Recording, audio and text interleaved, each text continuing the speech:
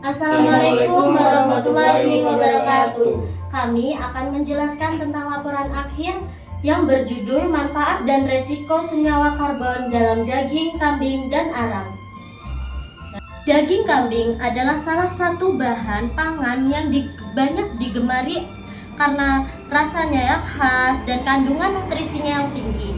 Namun, di balik manfaatnya, daging kambing juga mengandung lemak jenuh seperti asam palmitat yang dapat meningkatkan tekanan darah tinggi jika dikonsumsi secara berlebihan.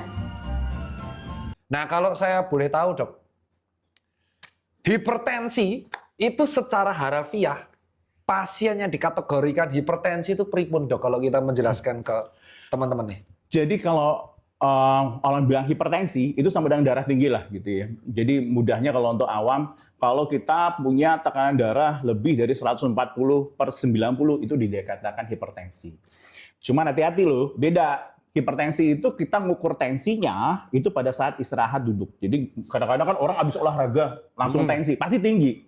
Karena responnya kalau dia olahraga pasti tensinya tinggi, tensinya pasti naik. Kalau dia nggak tinggi tensinya itu ada masalah berarti. Justru harus hati-hati. Daging kambing bisa bikin darah tinggi. Nah, ini jawabannya jelas mitos.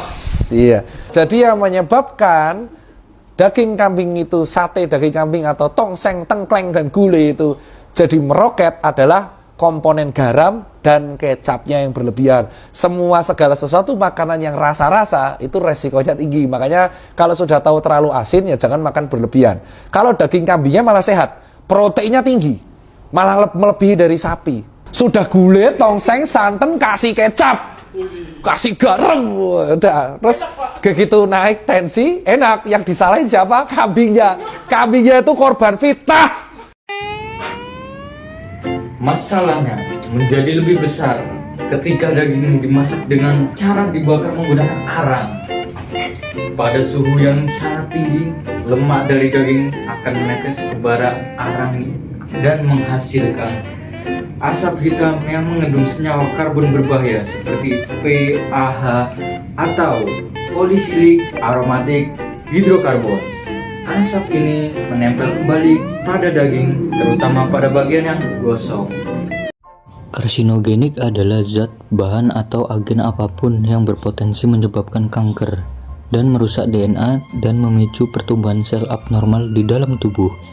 Zat ini dapat berupa bahan kimia seperti di rokok, asbes, asap kendaraan, radiasi seperti sinar UV, dan virus tertentu, atau bahkan ditemukan dalam makanan, olahan, atau gosong. Paparan jangka panjang terhadap karsinogen dapat meningkatkan risiko terkena kanker, meskipun tidak semua paparan pasti penyebab kanker. Ya, kalau kamu makan makanan yang bakar-bakaran ada karbonnya hitam-hitam terlalu sering, itu akan memicu karsinogenik dan zat oksidatif di dalam tubuhmu. Tapi kalau makannya sekali-sekali ayam bakar, ya kan, misal 2 minggu sekali, 1 minggu sekali, 4 hari sekali, dan kalian juga nggak hitam-hitam banget yang makan, nggak gosong-gosong banget, aman. Yang jadi masalah kalau kamu misal makan ayam bakar 3 kali sehari selama 10 tahun, itu bisa memicu untuk kanker usus besar, kanker kolon rata-rata. Selain itu, panas tinggi juga memicu terbentuknya HCA atau heterocyclic amines dari reaksi protein dan kreatin dalam daging. Kedua, senyawa itu dikenal bersifat karsinogenik dan dapat meningkatkan risiko kanker serta memperburuk kesehatan pembuluh darah.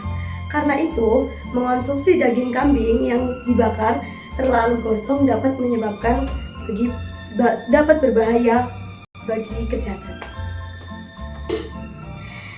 Jadi, untuk tetap mendapatkan manfaat tanpa resiko, kita perlu membatasi porsinya, mengolah daging dengan cara yang sehat, dan menghindari bagian yang terbakar. Dengan cara ini, kita tetap bisa menikmati daging kambing tanpa membahayakan tubuh kita.